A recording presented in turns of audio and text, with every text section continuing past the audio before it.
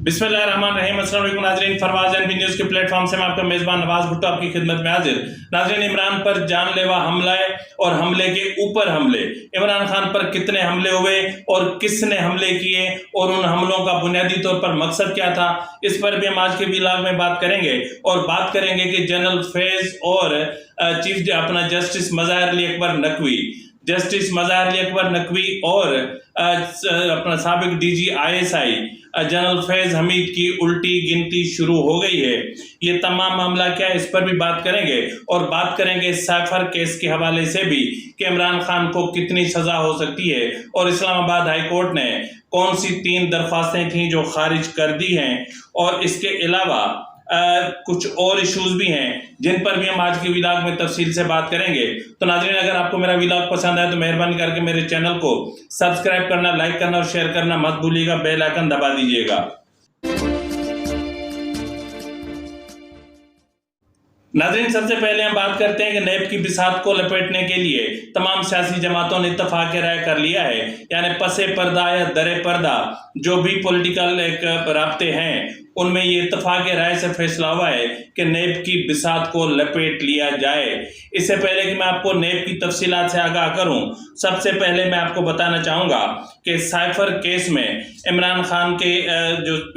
जो 3 दरख्वास्तें थीं वो खारिज हो चुकी हैं। यानी एक अखराज मुकदमा की दरख्वास्त थी, वो भी खारिज हो गई है, और इमरान खान की ज़मानत की दरख्वास्त भी खारिज हो गई है। यानी ऑफिशियल सीक्रेट एक्ट की सेक्शन 5 के तहत ये जो मुकदमा है, इसमें मजमूई तौर पर इमरान खान को 14 साल कैद या फिर सजाए मौत हो सकती है। 14 साल कैद या सजाए मौत का जो मामला है या जो बात है, ये मैं नहीं कह रहा, ये इस्लामाबाद हाई कोर्ट के चीफ जस्टिस की तरफ से जारी किए जाने वाले तफसीली फैसले में कहा गया है। और उसमें इस बात की भी निशानदेही की गई है कि साइफर में ज़ाहिरी तौर पर ऐसा कुछ भी नहीं था कि जिससे ये अंदाज़ा हो सके कि साइफर कोई हुकूमत को गिराने की साजिश थी। हाँ, अलबत्ता साइफर की आड़ में सियासत करने की कोशिश की गई। यानी ऑफिशियल सीक्रेट एक्ट के तहत इमरान खान के खिलाफ जो मामलात हैं वो जाहिर है कि जूं के तूं चलेंगे। नाज़रीन, इसके अलावा हम बात करेंगे कि सुप्रीम जुडिशल काउंसिल ने जस्टिस मज़ाहिर अली अकबर नकवी अल मारूफ ट्रक्का वाली सरकार, यानी जस्टिस मज़ाहिर अली अकबर नकवी को शोकाज नोटिस जारी करते हुए यानी उन पे जो करप्ट प्रैक्टिसेस हैं या जो उनका जो कंडक्ट है उसको मद्देनज़र रखते हुए और करप्शन के शवाहिद को मद्देनज़र रखते हुए शोकाज नोटिस जारी किया गया है। और इस शोकाज नोटिस में उन्हें 10 नवंबर तक जो है वो जवाब दाखिल करने के लिए कहा गया है। और वो चाहें तो इस शोकाज नोटिस को खुली अदालत में चैलेंज भी कर सकते हैं, और अगर वो चाहें तो मुस्ताफ़ी भी हो सकते हैं। मुस्ताफ़ी होने की सूरत में उन्हें तमाम जो पेंशन और जो प्रिविलेजेस होते हैं वो मिलेंगे। ताहम अगर वो मुस्ताफ़ी नहीं हुए और इल्ज़ाम साबित हो गया तो फिर उन्हें कुछ भी नहीं मिलेगा। तो बहरहाल इस सूरत हाल को मद्देनज़र रखते हुए, जिस तरह से इससे पहले यानी बल्कि 2-2.5 माह पहले मैंने एक व्लॉग किया था जिसमें मैंने आपको बताया था कि जस्टिस मज़ाहिर अली अकबर नकवी ने मुस्ताफ़ी होने के लिए मुशावरत कर ली है, शुरू कर दी है। तो बहरहाल अब लगता है कि उस मुशावरत पर अमल दरामद का वक्त आ गया है। नाज़रीन, इसके अलावा हम बात करेंगे जनरल फैज़ हमीद के हवाले से। जनरल फैज़ हमीद जो संगीन जराइम में मुलविस है, जिन्होंने आइन के आर्टिकल 6 का इर्तिकाब किया, जिन्होंने पार्लिमानी निज़ाम में मुदाखलत करने की कोशिश की, असेंबलियों को तहलील करने और मतलब एक वज़ीर आज़म को मतलब एक गलत राह दिखाकर और फिर उनसे गलत फैसले करवाने, अदलिया के मामलात में मुदाखलत, इंतज़ामी मामलात में मुदाखलत। यानी कौन सी जगह थी जहां जनरल फैज़ हमीद ने मुदाखलत नहीं की। यहाँ तक कि फैज़ाबाद धरने के मामले पर जनरल फैज़ हमीद ने उस एग्रीमेंट पर भी दस्तखत कर दिए थे जो एग्रीमेंट वजारत दाखिला और जो है वो TLP के दरमियान हुआ था। तो बहरहाल 1 नवंबर को जो है वो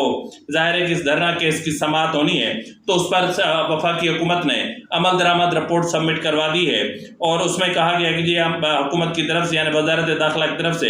एक 3 रुकनी फैक्ट फाइंडिंग कमेटी बना दी गई है। और ये जो इसमें ایک ایڈیشنل سیکریٹری دفاع شامل ہوں گے اور ڈائریکٹر ISI ہوں گے اور ایک ایڈیشنل سیکریٹری وزارت داخلہ شامل ہوں گے، اور یہ جو کمیٹی ہوگی تمام دستاویزات اکٹھے کرے گی، شواہد ریکارڈ کرے گی اور گواہوں کے بیانات قلم بند کرے گی، اور یہ تقریباً 1 دسمبر تک یعنی جو ہے وہ اپنی رپورٹ سبمٹ کرے گی، اور اس فیکٹ فائنڈنگ کمیٹی کا جو پہلا اجلاس ہے وہ 26 نومبر کو ہو چکا ہے۔ اس لیے حکومت نے عدالت سے 1 دسمبر تک مہلت مانگ لی ہے، یعنی 1 دسمبر تک ہمیں مہلت دے دی جائے۔ تو ناظرین، اس صورتحال کو مد نظر رکھتے ہوئے اب یہ بخوبی کہا جا سکتا ہے کہ فیض آباد دھرنا کیس میں جو بھی ISI یا پھر رینجرز کے یا دیگر حکام ملوث تھے، جنہوں نے اختیارات کا تجاوز کیا، جنہوں نے آئین کے تحت اٹھائے گئے حلف سے انحراف کیا، ان کے خلاف بڑی کارروائی ہونے جا رہی ہے۔ یعنی جنرل جسٹس مظہر علی اکبر نقوی کے بعد اپنا جنرل فیض حمید کی الٹی گنتی بھی شروع ہو چکی۔ ناظرین، اس سے پہلے کہ میں آپ کو عمران خان کی جو ہے وہ جو ان پر ہونے والے جان لیوا حملوں کی طرف آؤں، میں آپ کو یہ بتاتا چلوں کہ اس وقت تمام سیاسی جماعتوں نے اتفاق رائے سے نیب کی بساط کو لپیٹنے کا فیصلہ کر لیا ہے، اور یہ طے پایا ہے کہ جو بھی حکومت برسر اقتدار آئے گی اور تمام دیگر جو حزب اختلاف کی جماعتیں ہوں گی وہ ان کا ساتھ دیں گی، اور پھر نیب کے قانون کو ہی ختم کر دیا جائے گا۔ ناظرین، نیب جنرل مشرف کا بنایا ہوا ایک قانون تھا جس کو پولیٹیکل انجینئرنگ کے لیے استعمال کیا جاتا رہا ہے 1999 سے لے کر تاحال نیب کا جو کنڈکٹ رہا ہے، نیب کا جو بیہیویئر رہا ہے، نیب کے جو اقدامات رہے ہیں، نیب کی جو کاروائیاں رہی ہیں، وہ سوائے پولیٹیکل انجینئرنگ کے، سوائے سیاسی مخالفین کو کچلنے کے، روندنے کے، جیلوں میں بند کرنے کے، ان کو کئی سال بے گناہ جیلوں میں بند رکھنے کے علاوہ کچھ نہیں کیا۔ ہم تھوڑی سی مثال آپ کو میں دے دیتا ہوں کہ نواز شریف کے خلاف العزیزیہ اور فلیگ شپ کیس میں 2 عدالتیں بنی، یعنی یہ جو پاناما کیس کے حوالے سے جو کیسز بنے تھے ان میں 2 عدالتیں بنی، اور العزیزیہ میں 22 گواہوں نے بیانات قلم بند کروائے اور فلیگ شپ میں 16 گواہوں نے بیانات قلم بند کروائے۔ یہ اپنے طور پر نواز شریف کو نیب ہر صورت میں مجرم قرار دے کر سزائیں دلوانا چاہتے تھے، اور وہ کام بالآخر انہوں نے کیا، اور اس پر سپریم کورٹ نے یعنی جسٹس گلزار اور جسٹس ثاقب نثار نے اپنی مہر سخت کی۔ نواز شریف کو 130 مرتبہ عدالت میں بلایا گیا، وہ بطور وزیر اعظم 130 مرتبہ عدالت میں پیش ہوئے۔ یہ کتنی حیرت کی بات ہے کہ 130 مرتبہ وہ بطور وزیر اعظم عدالت میں پیش ہوئے۔ ناظرین، یہاں پر میں آپ کو یہ بھی بتاتا چلوں کہ 70 بار جج بشیر کی عدالت میں اپنا نواز شریف صاحب پیش ہوئے، یہ بلایا گیا انہیں، ٹھیک ہے، جن میں سے 65 پیشیوں پر مریم نواز بھی نواز شریف صاحب کے ہمراہ تھیں، جبکہ 60 مرتبہ ارشد ملک کے سامنے نواز شریف پیش ہوئے، جبکہ نواز شریف کو جب اڈیالہ جیل منتقل کیا گیا تو وہاں سے بھی جو ہے وہ اپنا نواز شریف عدالتوں میں پیش ہوتے رہے۔ ناظرین، یہاں پر میں آپ کو بتاتا چلوں کہ ان کیسز میں نواز شریف کو، مریم نواز اور کیپٹن صفدر کو کتنی سزائیں ہوئیں۔ نواز شریف کو 10 سال قید اور 10.5 ملین پاؤنڈ ڈالر جرمانہ ہوا، مریم نواز کو 7 سال قید اور 2.6 ملین ڈالر کا جرمانہ ہوا، اور کیپٹن صفدر کو 1 سال قید کی سزا سنائی گئی۔ ناظرین، آپ کو یہ بھی میں بتاتا چلوں کہ جسٹس اطہر من اللہ نے 70 صحافیوں کی موجودگی میں یہ اعتراف کیا تھا کہ ہم انڈر پریشر ہیں اور ہمیں دھمکیاں مل رہی ہیں، اس لیے ہمارا بھی خاندان ہے، ہمارے بھی بچے ہیں، تو ہم مجبور ہیں۔ تو بہرحال بہت ساری حقیقتیں تھیں جن سے پردہ اٹھنے جا رہا ہے، یعنی نیب کا کل مکالا تھا یا نیب کا آج مکالا ہے، یعنی جتنے چیئرمین نیب آئے وہ سیاسی تعیناتیاں تھیں ان کی، اور پولیٹیکلی وہ آئے اور پولیٹیکل انجینئرنگ کی اور حزب اختلاف کو دبایا، ان کے خلاف مقدمات درج کیے۔ افسوس کی بات یہ ہے کہ سب سے زیادہ جو معاملات خراب کیے وہ جسٹس جاوید اقبال صاحب نے کیے، اور جن کی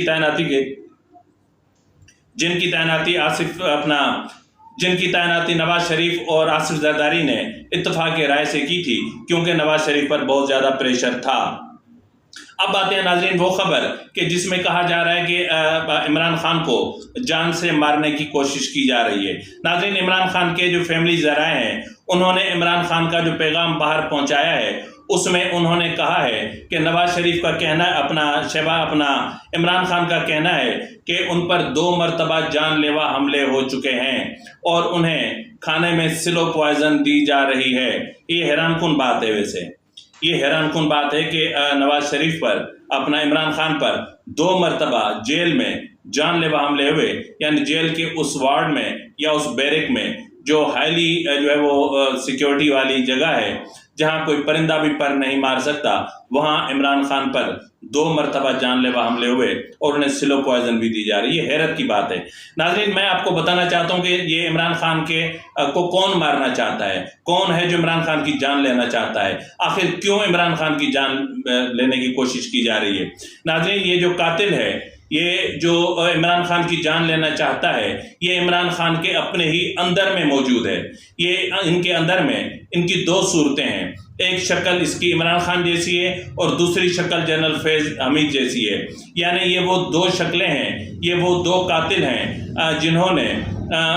اپنے دور اقتدار میں کئی لوگوں کی جان لینے کی کوشش کی اور مطلب سیاسی مقاصد کے حصول کے لیے کوئی حد نہیں چھوڑی، یعنی جو طریقے کسی کی جان لینے کے استعمال کیے جاتے رہے، اب وہ تمام طریقے الزامات کی صورت میں عمران خان سامنے لا رہے ہیں کہ میری جان کو خطرہ ہے۔ تو بہرحال اسلام آباد ہائی کورٹ نے تو آج کیا سو کیا، لیکن سائفر کیس کی سماعت کرنے والے اسپیشل جج نے یا اسپیشل کورٹ میں بھی آج کیس کی سماعت ہوئی۔ بہرحال اس میں عمران خان کے وکلاء کی درخواست پر سماعت ملتوی ہوئی، کیونکہ ان کا کہنا تھا کہ جب تک اس حوالے سے اسلام آباد ہائی کورٹ کا تفصیلی فیصلہ جاری نہیں ہو جاتا تب تک اس کیس کی سماعت نہیں کی جانی چاہیے۔ تو دوسری جانب پی ٹی آئی کے وکلاء کا کہنا ہے کہ جس سائفر کا بار بار ذکر کیا جا رہا ہے، نہ تو وہ سائفر ہمیں دیا جا رہا ہے، نہ وہ سائفر ہمیں دکھایا جا رہا ہے، نہ ہم نے اس کو دیکھا ہے، نہ ہم نے اس کو پڑھا ہے، جو کسی جرم کا بنیاد ہے جب ہمیں اس کا ہی پتہ نہیں تو پھر ہم کیس کیسے لڑیں۔ اب اس کو ہم دوسرے لفظوں میں یوں کہتے ہیں کہ عمران خان کے وکلاء کیس لڑنے سے پہلے ہی ہار گئے۔ فی الوقت کے لیے اتنا ہی، ملتے ہیں اگلے پروگرام میں، تب تک اجازت دیجیے، فی امان اللہ۔